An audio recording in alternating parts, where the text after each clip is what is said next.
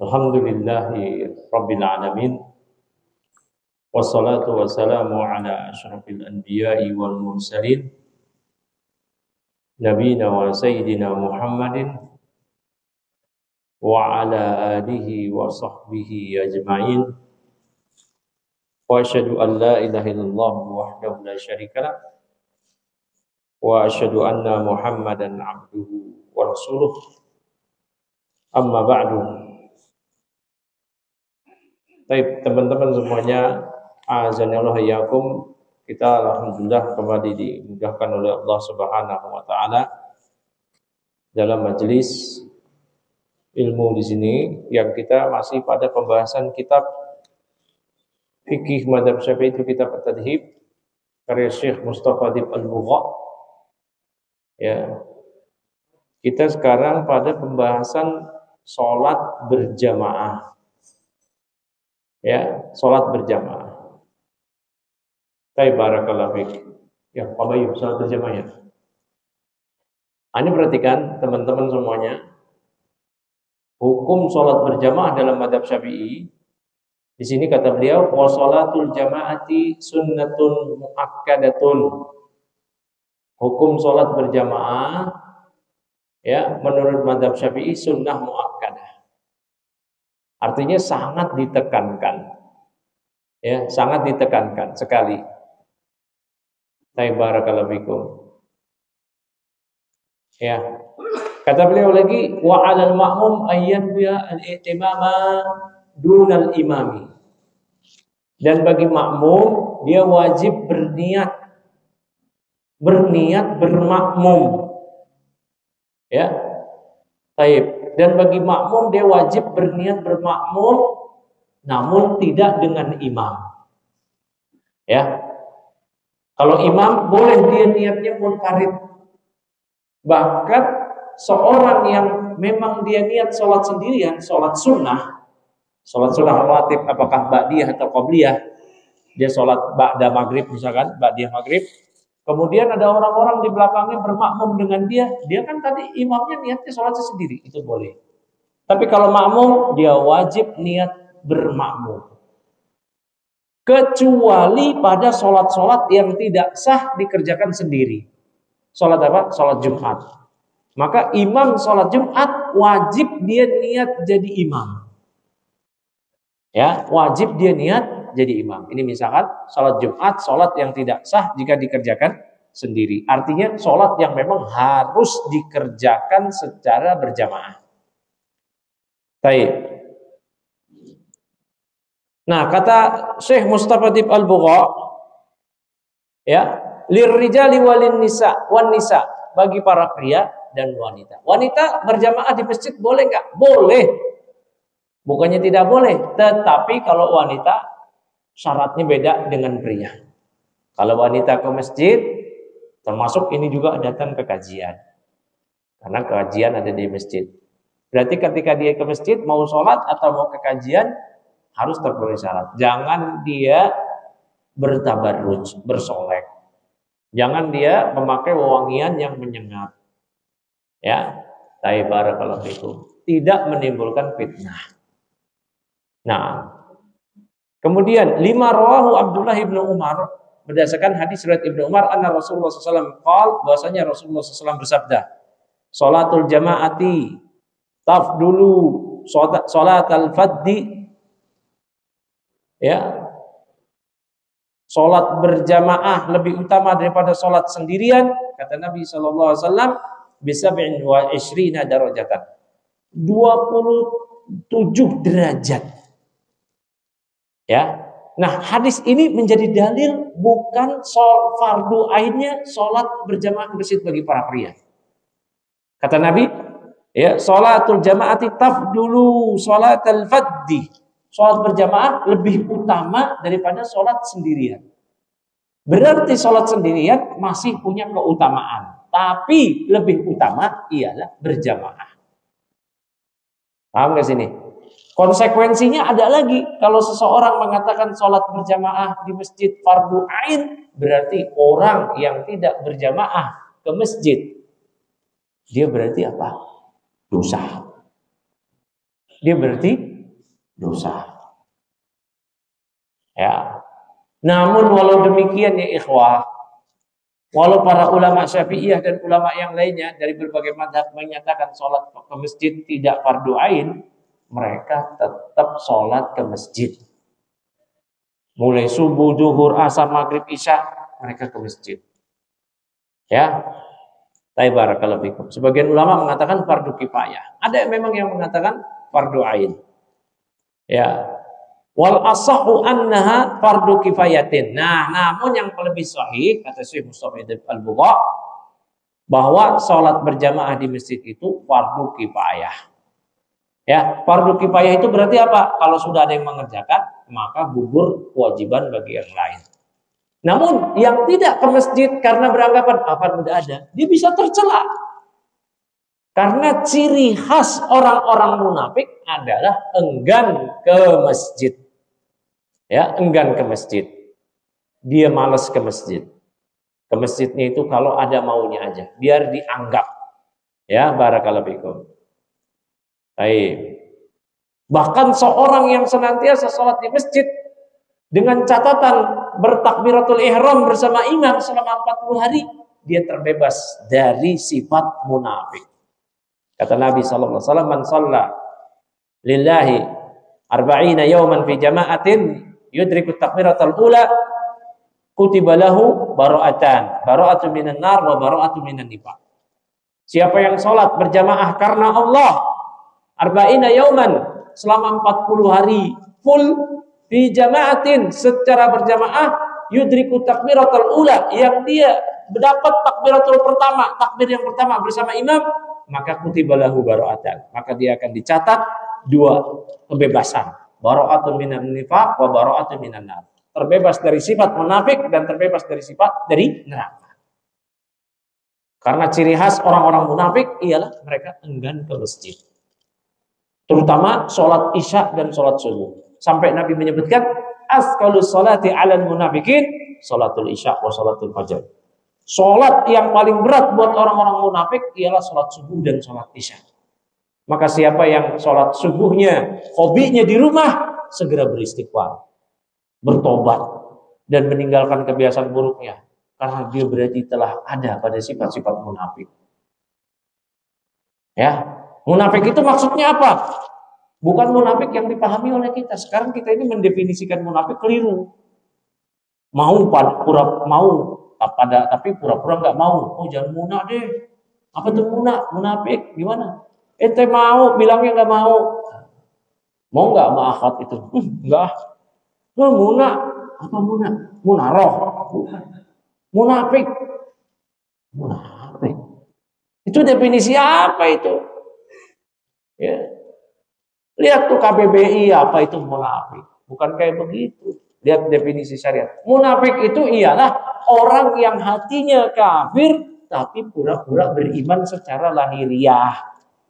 Secara zahiriah, lahiriah menampakkan keimanan, tapi dadanya, hatinya penuh dengan kekufuran. Ya, oh Bayu mau nggak sama akhwat itu? Nggak mau saya, padahal mau. Berarti bukan munafik. Ya, berarti apa? Jadi nggak tahu, mungkin takut kali ya. Ya, oh pada ini berarti. Nah, itu. Bukan munafik, ya. Nah ini. Nah orang yang sholat subuhnya hobi di rumah, hati-hati. Kata Nabi SAW ketika diceritakan ada orang yang sholat subuh di rumah, kata Nabi. Ya, zakar rajul, itulah orang yang dia yanam, kemudian bala alaihi syaitan, yang dia tidur dan setan ngencingin kuping dia. Bala alaihi syaitan, ya, fi udunai, yang setan ngencingin kedua telinga dia. Siapa yang sholat subuh? Ini pria, saya ngomong pria ya, cowok ikhwan. Siapa ikhwan cowok yang hobi sholat subuhnya di rumah, nah itu tiap hari dikencingin setan itu. Gak perlu pakai dikorek pakai cotton bud, gak ada. Nah, dikencingin setan. Ya, dan akhwat buat putri-putri ya, kalau ada yang maju cowok mau meminang, mau melamar, tanya, kamu sholat subuhnya di mana? Seringnya di rumah, ya, irji. pulang senang. Ya, tapi kalau sholat subuhnya ke masjid dan orang-orang tahu dia ke masjid, nah itu jadi pertimbangan. Jadi pertimbangan. Tapi kalau di sholat subuhnya hobinya di rumah, aduh mau ngapain? Nah, ini nggak layak. Ya ikhwan juga ya, perhatikan ya. Sholat subuh jangan sampai. Ya kalau kesiangan dalam setahun sekali ya masih mending lah. Ya. Kesiangan hobi. Waduh. Kesiangan hobi ini hati-hati, sifat munafik ini. Ya, sifat munafik. Nauzubillah. Ya. Nah, banyak-banyak berdoa kepada Allah. Terus juga kalau kesiangan sedih ya ikhwah, sedih. Ya, sedih, kita beristighfar, sedih. Tapi kalau di kesiangan biasa-biasa aja, ini hatinya memang udah rusak. Kalau kesiangan sedih, ya Allah, menyesal, beristighfar. Ya. Terus kemudian cari sebab-sebab supaya bisa bangun pagi. Sebelum subuh, pakai waker alarm, minta dibangunin istri. Kalau istri nggak punya, minta diteleponin temennya. Ya, ini sekolah nih ya. Nah, ya, apalagi ya segala macam. Tapi ya kalau udah biasa antum mau tidur jam 1, banyak berminta doa pada Allah, kurangi maksiat. Maksiat itu penyebab kita nggak bisa bangun subuh. Maksiat. Nah, kurangi maksiat, hindari maksiat, jauhi maksiat. Nah itu. Ya ada orang mau tidurnya dia cepet dia hidup sehat ceritanya dia. Tidur jam 9. Tapi karena dia hobi maksiat, memang nggak ada niat untuk baik, tiap hari bangunnya jam 6. Ya. Dari jam 9 sampai jam 6. Sampai jam 6. Ya. Nah, yang masih sholat subuh di rumah, ayo. Umar bin Khattab dahulu pernah mencari seorang pemuda namanya Sulaiman. Dia biasa ke masjid. Terus kok nggak ada ke masjid, disamperin sama Umar ke rumahnya. Mana Sulaiman? Kata ibunya, dia semalam sibuk sholat tahajud. Kata Umar bin Khattab, sholat subuh 2 rakaat di masjid lebih baik pada sholat semalam suntuk daripada sholat tahajud semalam suntuk. Ya, barakallahu fikum. Nabi SAW menyatakan, man ghada ilal masjid aw raha a'adallahu lahu fil jannah nazlan kullama ghada aw raha. Kata Nabi, siapa yang pergi ke masjid di waktu pagi hari, ya, pagi hari dia subuh ke masjid, atau di siang hari dia ke masjid, maka dia mendapatkan tempat di surga. Allah akan siapkan untuk dia kapling di surga setiap kali datang dia di pagi hari atau di siang hari. Siang hari untuk sholat zuhur dan asar. Ya, barakallahu fikum. Nah, ini ya subuhnya jangan sampai ketinggalan. Dijamin oleh Allah, dapat jaminan dari Allah sholat subuh. Ya, yang nggak biasa ke masjid sholat subuh atau yang seringnya di rumah beristighfar, doa nanti. Doa, ya Allah, mudahkan aku bangun sholat subuh. Ya, kesiangan ya mungkin kalau setahun sekali, setahun 2 kali lah. Ya, ini terus hobi ya. Saya ke masjid seminggu sekali. Ya, coba diperbaiki. Nah, ya, fi haqqir rijal al-muqimin. Nah, yang tepat ialah sholat berjamaah bagi para hukumnya itu bukan sunnah muakkadah, tapi fardu kifayah. Bagi para pria, bukan wanita. Yang kedua, lil muqimin. Muqimin itu apa? Orang yang tidak sedang safar. Kalau safar, dia tidak dikenakan atau tidak ditaklif sholat berjamaah di masjid. Ya.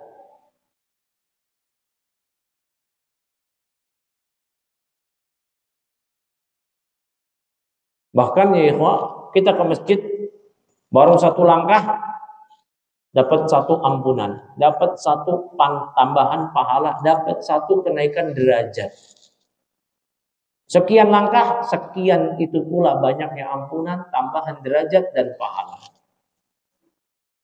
Sholat di masjid 27 kali lipat. Sholat di rumah 1. Itu pun belum tentu diterima. Ya, itu pun belum tentu diterima. Baik.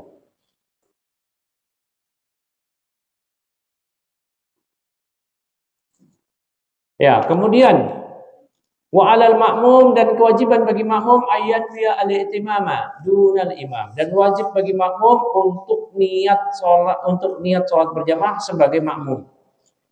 Tapi tidak demikian halnya dengan imam. Ya, tidak demikian halnya dengan imam. Ya. Ya. Dijelaskan oleh Syekh Mustafadib Al-Bugha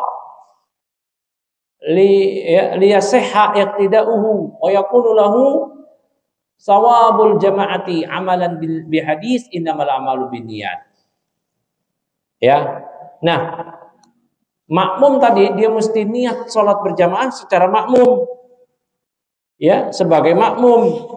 Kenapa demikian? Agar sah iktidak dia.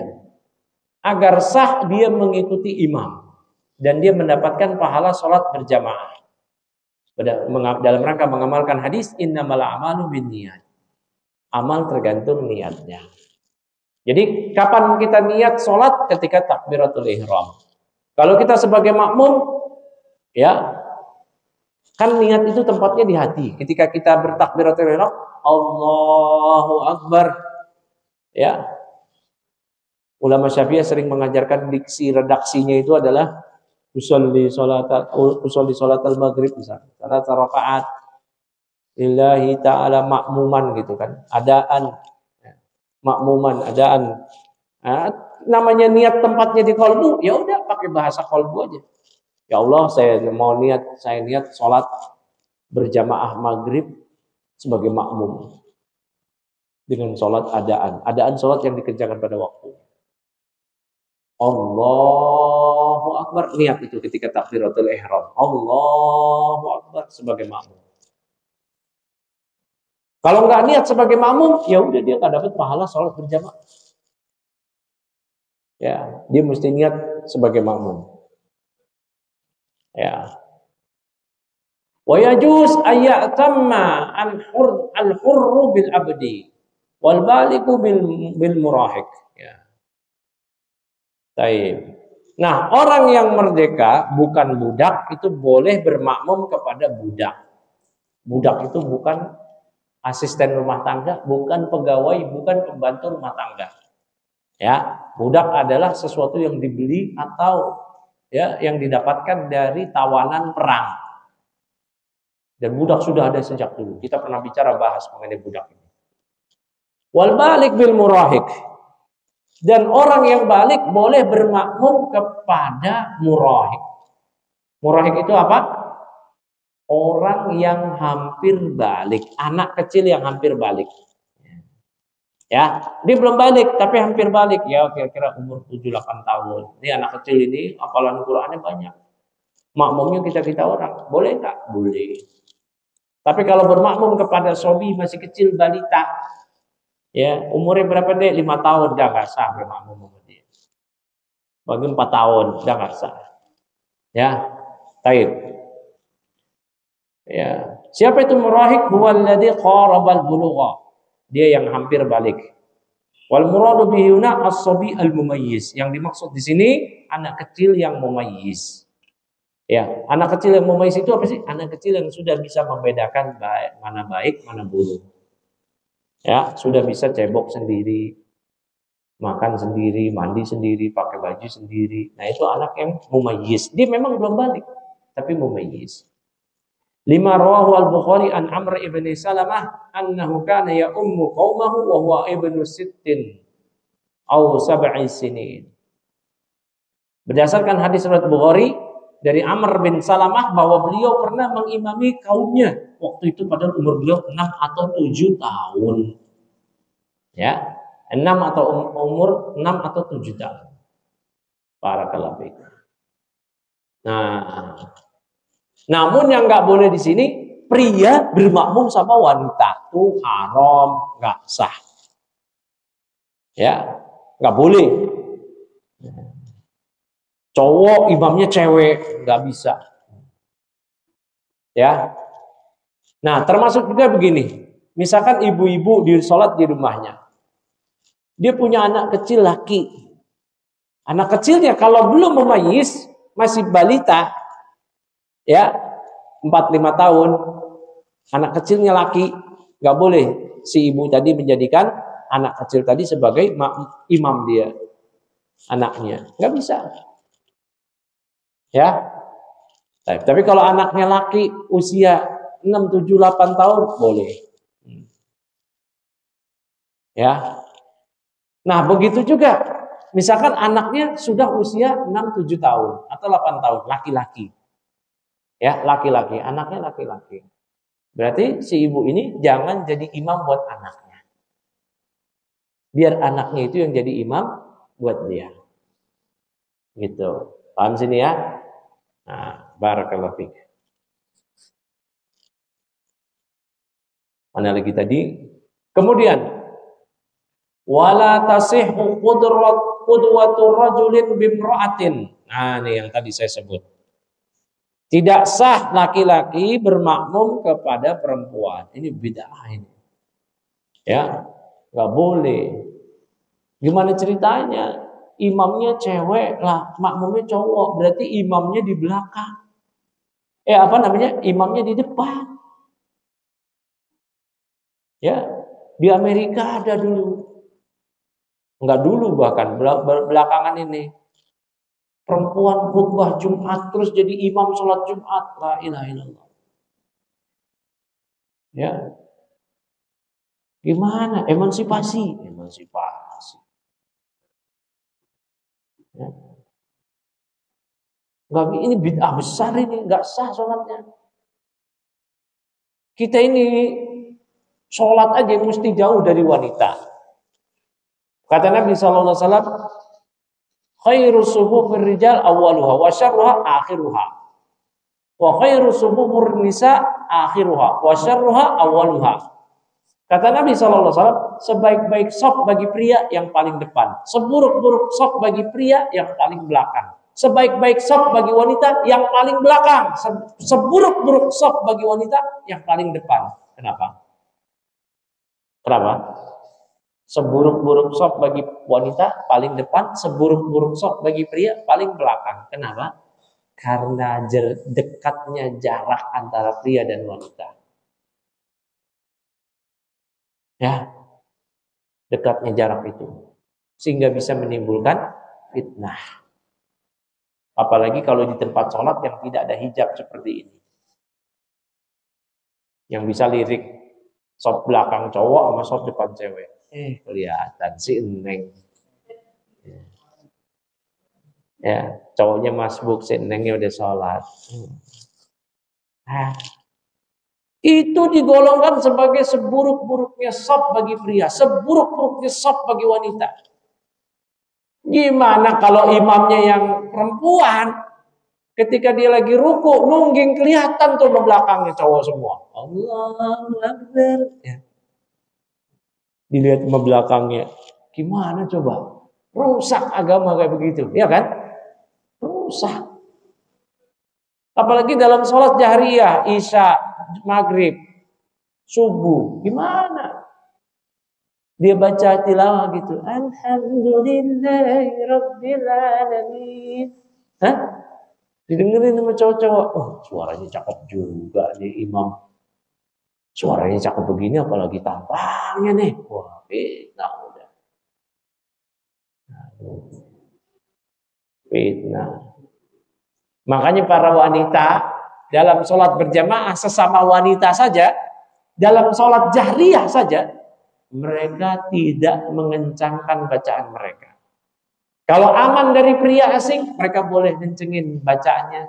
Ya, yang didengar bisa didengar oleh sesama makmum. Misalkan nih, kumpulan jamaah perempuan sholat, imamnya perempuan.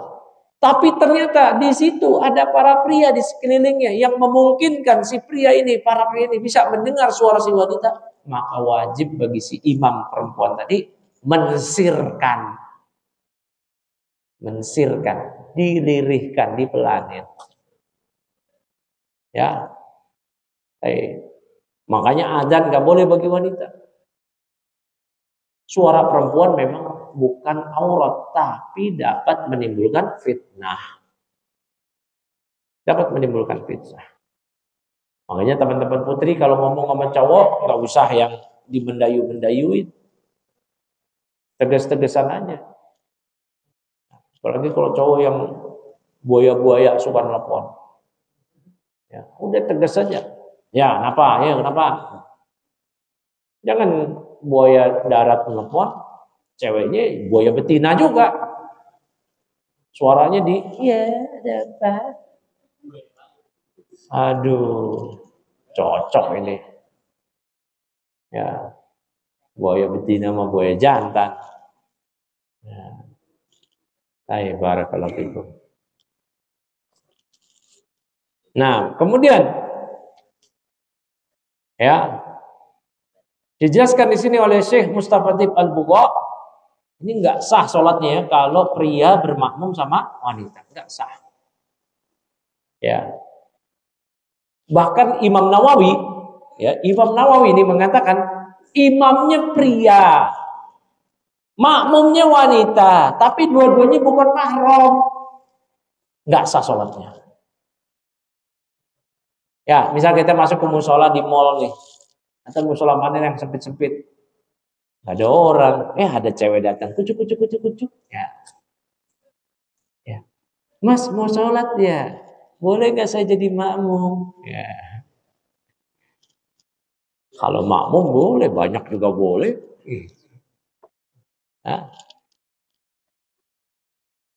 Sholat berdua, Allahu Akbar, itu habis salam berduaan. Nah, ini tercelah. Ini bayangin nih, ini padahal imamnya benar cowok ini kan. Tapi karena kedua bukan mahram, ya, dan nggak ada hijab, berdua-duaan begini, ini nggak sah kata Imam Nawawi dan banyak ulama yang lainnya. Apalagi imamnya perempuan, ini bid'ah besar ini.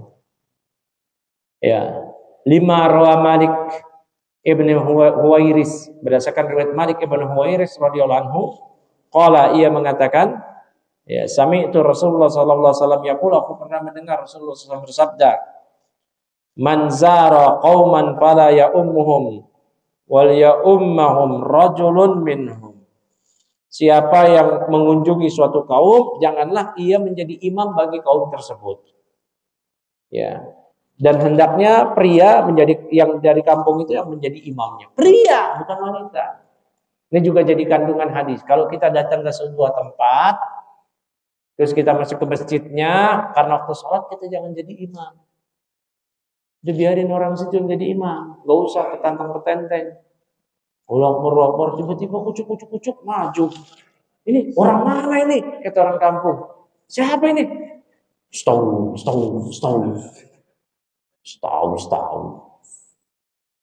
Siapa ini? Ya.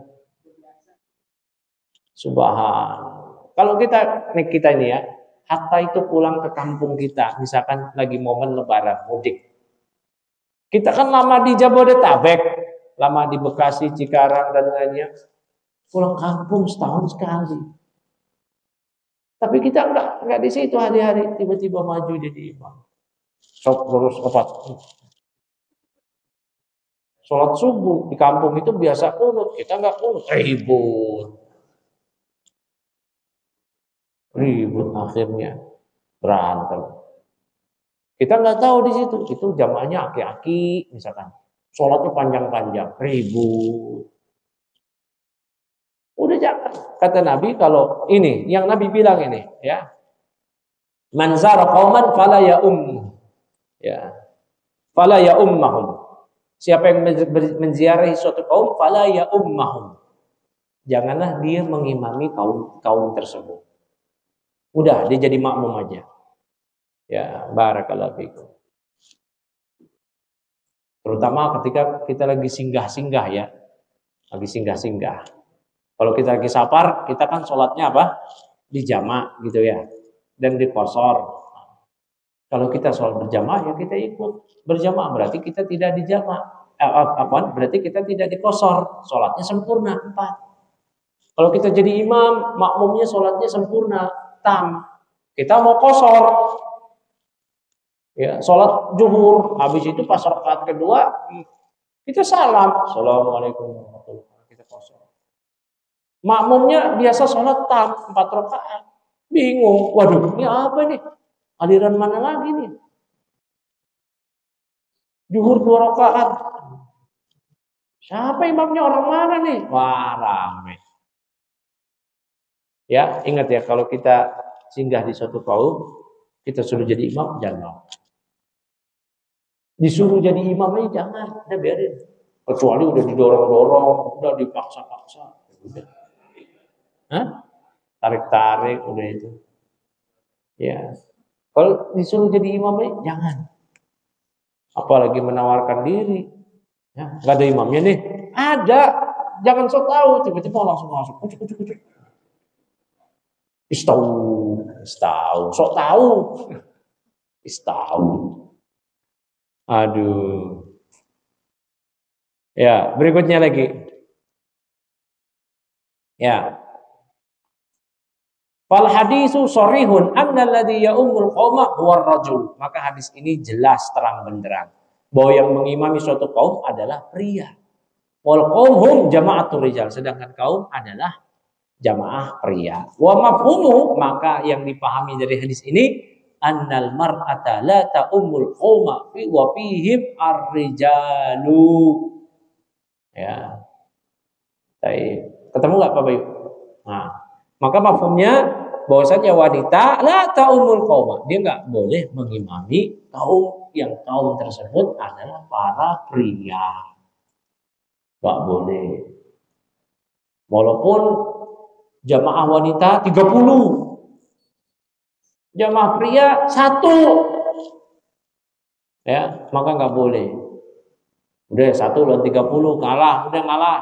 Kata cowoknya, iya deh daripada bonyok, akhirnya perempuan yang imamin. Salah tuh, daripada bonyok. Emangnya mau dikeroyok? Nah, ya dia mengimami. Barakallahu fikum. Kemudian ya, wala qari, ya. Wala qari'un bi ummi. Nah, ini juga nih. Dan tidak sah salatnya orang yang bisa baca Quran, yang baca Qurannya fasih, bertajwid, tidak sah dia menjadi makmum dari imam yang ummi, yang enggak bisa baca Quran. Ya. Tapi perhatikannya ya, wah, enggak sah. Ya, siapa itu al-qari? Al-qari kata Syekh Mustafadib Al-Bugha, huwallazi yuhsinu qira'at al-Fatihah. Yang dia bisa membaca Al-Fatihah dengan tajwid standar. Ya, yang tidak ada lahan jali, lahan salah baca yang menyebabkan salah arti, salah makna, yang batal Al-Fatihah. Standar. Wal ummi huwallazi, sedangkan ummi, ya, ummi di sini bukan maksudnya lawannya abi, bapak. Barakallahu fikum. Ya, sedangkan ummi adalah orang yang tidak bagus baca Al-Fatihah meskipun satu huruf. Ya, huwallazi yukhillu biharfin minha, yang menghilangkan satu huruf. Ya. Walam tasihha al-qudwatu bihi, enggak sah bermakmum kepada imam yang enggak bisa baca Quran. Li'anna qira'ataha, ya, karena bacaan si orang yang enggak bisa baca Quran tadi, karena membaca Al-Fatihah itu adalah kamilatun, secara sempurna, ruknun, kama alimta, adalah rukun. Kan rukun salat adalah baca Al-Fatihah. Kalau dia salah baca surat, nggak masalah. Nggak masalah, maksudnya nggak masalah pada keabsahan sholat. Tapi kalau dia salah baca Al-Fatihah, oh udah. Ya. Kama alimta. Wasahat sholatuhu li nafsihi. Namun orang yang nggak bisa baca Quran atau Al-Fatihah salah, itu masih sah sholat buat diri dia sendiri. Daruratan, karena darurat. Li adami qudratihi ala ta'allum, karena dia nggak mampu belajar. Ya. Wah, saya Al-Fatihahnya masih salah nih, lahan jali, berarti gimana? Saya nggak sholat dong. Sholatnya gimana? Berjamaah. Wah, saya nggak ada jamaah nih, sendiri aja. Ya udah sah sholat. Tapi ketika Anda jadi imam, nggak sah. Kecuali makmum yang bacanya lebih buruk daripada dia. Baru boleh kata para ulama. Ya. Ada orang level baca Iqra-nya, misalkan dia lagi belajar baca Quran, ada yang Iqra 3, Iqra 2, Iqra 1. Ini Iqra 3 kan belum bisa baca Quran juga. Ini gimana nih 3 orang nih? Tiga-tiganya nggak boleh jadi imam. Nah, yang terbaik boleh jadi imam, sah sholatnya. Yang Iqra 3 ngimamin. Yang Iqra 1 ya. Dia masih bingung bacanya, masih baca zamana, corona kan gitu ada di Iqra tuh.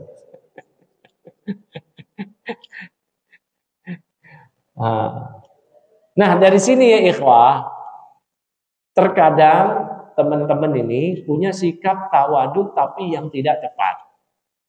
Misal begini saya contohin, ini sering kali terjadi. Teman-teman ini udah belajar Quran, udah belajar fikih sholat. Di tempat umum, bukan di kaum, bukan di kampung. Kalau di kampung kan tadi kita jangan jadi makmum, jadi imam, jangan menawarkan diri juga.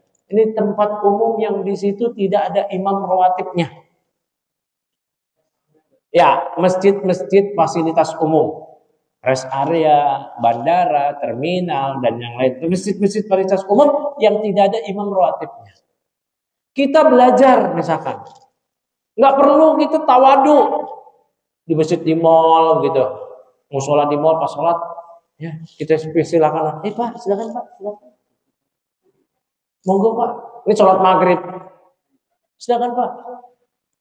Ya udah, tuh orang sok tahu juga kan, baru baca alhamdulillahirobbil ngalamin, ya nyesel deh, wah ngalamin. Makanya kalau kita belajar, ini bukan kita mau menyombongkan diri, tapi menyelamatkan sholat kita sendiri. Kalau di tempat-tempat umum kayak tadi, di tempat masjid yang tidak ada imam rawatibnya, kita merasa diri kita belajar, dan kita lihat orang lain nih, berdasarkan penampilannya. Wah, preman semua nih. Calon jamaahnya. Yang satu tato di muka, yang satu tato di leher, yang satu celananya bolong-bolong. Waduh. Ya udah, kita maju aja nggak apa-apa. Istau, ya nggak apa-apa. Ya, karena itu masjid umum tidak ada imam rawatib. Ya udah kita maju aja. Kita selamatin sholat kita. Kan secara lahiriah orang yang tadi saya sebutin cirinya tadi, celananya sobek-sobek, pakai anting giwang, ya, dia pakai anting. Calon jamaahnya nih, ada yang tatoan leher muka. Secara lahiriahnya, ini orang belum belajar begitu. Ya, ini bukan suudon, enggak. Bukan suudon. Oh, jangan nilai orang. Don't judge book apa sih? Nah, by the cover, tahu lah apa itu istilahnya. Ya, enggak, kita menghukumi orang berdasarkan lahiriahnya, zahir. Ya. Dan bukan husnudon yang tepat di situ. Oh, siapa tahu walaupun dia ini cowok kupingnya pakai giwang, tatonya di mana-mana, siapa tahu dia ini kori. Jangan bikin kayak gitu. Ternyata dia benar kori, ya biarin aja. Harusnya dia memperbaiki penampilannya. Ya, jangan dia, ya silakan Pak. Maju tuh orang, baca Al-Fatihahnya salah. Gimana kita sholatnya? Kita belajar, kita nggak sah. Ya, kita nggak sah. Pas dengar imamnya baca, iya karena bunuh ya, karena saya sudah selesai. Batalin aja. Batalin. Nah, ini juga begini. Tapi perhatikan juga ya. Ini misalkan di masjid tempat kita tinggal nih. Imamnya aki-aki atau bapak-bapak atau setempat yang memang mereka itu egonya tinggi untuk jadi imam. Gak mau ngalah. Ya, gak mau ngalah. Dan kita tahu dia gak bisa baca Quran. Sementara kita belajar bisa. Pertama, kita kasih masukan ke DKM. Ya, Pak, ini kita bawain aja keterangan para ulama semampu kita. Ini nggak sah nih. Al-Fatihahnya salahnya parah. Nanti nggak sah sholat yang lain. Ya. Atau kalau mampu kita sampaikan ke imamnya tadi. Atau kalau nggak mampu juga, waduh nggak enak saya nyampein udah kita cari masjid lain. Ya, cari masjid lain. Nah, kalau nggak bisa juga, cuma masjid itu satu-satunya, kita yaudah datang berjamaah ke masjid. Siapa tahu imamnya bukan dia. Pas imamnya dia, kita siapa tahu dia tadi belajar. Ternyata nggak belajar, dia masih begitu aja istiqomah. Istiqomah dalam kesalahan. Ya, berarti sholat kita sah apa enggak? Nggak sah. Nah, dianjurkan oleh para ulama Syafi'iyah, semisal Al-Hisni Al-Husaini di Kifayatul Akhir, langsung keluar. Kita baru sholat Allahu Akbar, dia baru takbiratul ihram aja udah salah. Ya, Allahu Akbar. Takbiratul ihram rukun bukan? Rukun. Akbar. Apa artinya akbar? Kemarin pernah saya terangkan. Sombong-sombong. Bukannya akbar isim tabdil ulama besar, malah sombong. Apalagi baca Al-Fatihahnya. Alhamdulillahirabbil alamin. Waduh. Bagusnya kita langsung mundur. Tapi kalau kita langsung mundur malah bikin rame. Ya udah. Wah, nih dia aliran apa nih? Dia nggak mau nih sholat sama kita nih. Nggak sah nih kalau dia beranggapan nih. Kan ada aja orang kan begitu. Nah, padahal dia ini yang bikin kita nggak sah. Allah musta'an. Ya. Baik, sudah azan kali ya.